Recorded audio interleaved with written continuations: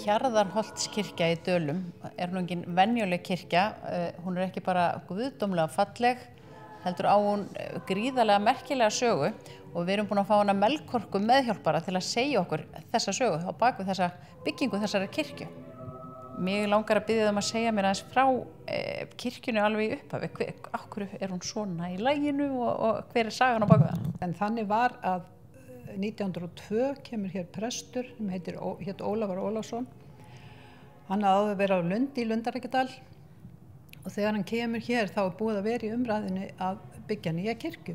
Gamla kirkjan var hérna niður í kirkjugarðinum og var farin að láta á sjá. Hún hafði verið endurnýjuð 1860 en var samt orðin léleg og hérna það þóttu nú samt sumum víst að væri mættu notast við hana. Það fenti inn í hann í byljum og ef það gerði frost eftir þýður þá var þetta renna svo skautum eftir kirkjugólfinu.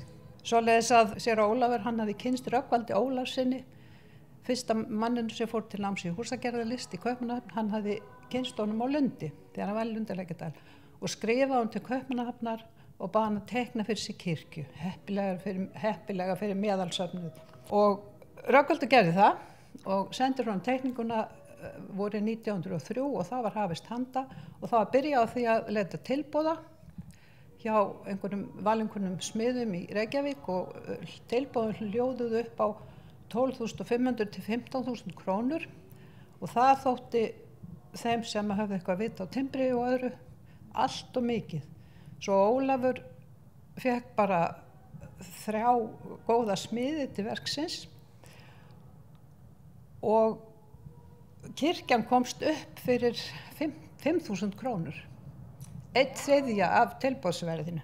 Og það var hafist handa við bygginguna vorið 1904 og það var byrjað á henni mánaðamóti júni-júlí og hún var fullbúin, tvímáluð utan og innan mánaðamóti nóvember-desember og hún var vígð fyrsta sunnudag í jólaföstu 27. nóvember sama ár.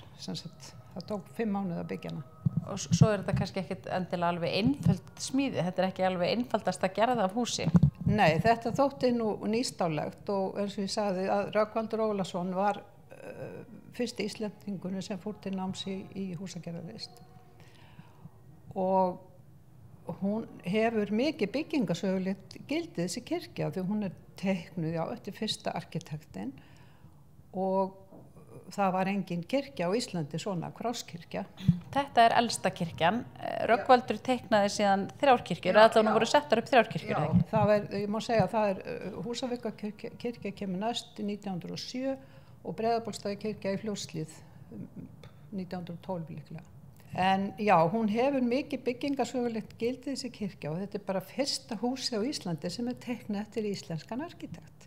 Hvorki meira en ég minna. Mikil gersemi. Þessi kirkja, hún stendur hérna aðeins fyrir utan Búðardal og hún þjónar kaupstaðnum Búðardal. Já, og það hægt að segja frá því að það sem ég að vitna í, það eru endurminningar séra Ólafs Ólafssonar. Hann skrifaði dagbók og svo þegar hann settist í helgan stein og hætti að vinna, þá skrifaði hann endurminningar sínar upp á þessum bókum. Og þar segir meðal annars að það var mikil umræðum það hvort að ætti að færa kirkjurinn í Búðardal þarna upp úr 1900 því að þar var að byrja að myndast þéttbýli, það var Bogi Sigurðsson var byrjað að versla þá. En endurinn var sá og hún var byggð hér að því að ef hún hefði verið í Búðardal þá var hún svo að segja sóknarenda því að það eru yfir 20 kilometrar úr Búðardal og fram í Sólheima, fremsta bæ í Laxárdal. En hér voru krossgötur. Hér var póstleiðin úr Reykjavík og vestur og Firði. Þá var ekki vegurinn komin með fram sjónum. Og hann skrifaði einu staði sem endurminningu, hann sagðist hafa gert að gamni sínu 1911, frá krossmessu 1911 til samanlengdar næsta ár, að skrifa hvað komi margir í Hjarðarholt. Þá skiptaði þeim í daggesti og nætugesti. Daggestirnir voru 2353 en nætugesnindin 252. Vá, Þannig þetta að er ekki smá var umferðarmiðstöð. samkvæmt umferðarmiðstöð, já. En það er þessi prestur sem að, hann Ólafur, hann á í rauninni svona heiðurinn, eða hvað ég segja, hann er forsprakki að því að hún sé byggð. Hann hefur ekki verið mikill skauta aðdáandi. Nei, hann vildi ekki, hann er kannski ekki átt skauta til að komast í kirkjuna. En já, maður dáist að því þegar maður lesi þetta, hann var búinn að byggja allt upp á Lundi líka, í Lundarlækjardal. Þar var byggt kirkja og hús og hann byggði hér líka upp útihús og hann rak hér skóla, unglingaskóla í 7 ár. Nú ert þú meðhjálpari og mér skilst að þú hefur bara fengið það í arf. Já, ég tók við þessu embætti þegar að pabbi minn dó 1983 og ég held að hafi ekki verið neinn biðröð eftir að maður var nú að leita til einhverja en það var engin biðröð eftir að komast í þetta starf, þannig að ég tók það bara að mér og hef bara sinnt í síðan.